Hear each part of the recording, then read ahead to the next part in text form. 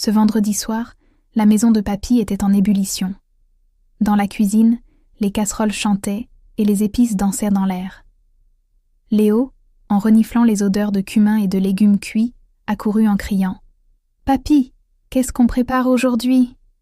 Papy sourit derrière sa grande marmite fumante. « Aujourd'hui, mon champion, on prépare un plat roi en Tunisie, le couscous tunisien. » Léo tapa dans ses mains, impatient. « On va mettre quoi dedans, Papy ?» Papy lui montra fièrement tous les ingrédients étalés sur la grande table. 500 grammes de semoule moyenne pour couscous, 4 cuisses de poulet, ou de l'agneau selon l'envie, 2 carottes, 2 courgettes, 2 pommes de terre, une navet, un oignon, 2 tomates fraîches râpées, 2 cuillères à soupe de concentré de tomates, 1 cuillère à café de harissa, 1 cuillère à café de paprika, 1 cuillère à café de curcuma, 1 cuillère à café de carvi et coriandre moulu, sel et poivre, 3 cuillères à soupe d'huile d'olive, pois chiches préalablement trempés, une petite poignée. Eau, optionnel, piment vert frais pour les amateurs.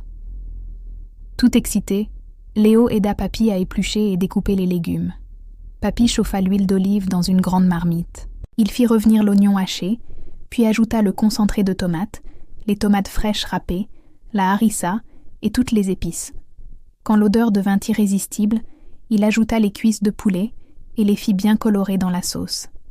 « Regarde bien, Léo, c'est comme ça qu'on construit le goût, » dit Papy en faisant tournoyer la cuillère. Puis ils versèrent de l'eau chaude pour recouvrir la viande, ajoutèrent les pois chiches et laissèrent mijoter doucement. Au bout d'une vingtaine de minutes, ils plongèrent dans la marmite les carottes et les navets. Quelques minutes plus tard, ce fut le tour des pommes de terre et des courgettes. Pendant que tout mijotait, Papy montra à Léo comment préparer la semoule. Il faut l'humidifier légèrement avec de l'eau salée, puis l'égrener à la main pour qu'elle soit bien légère.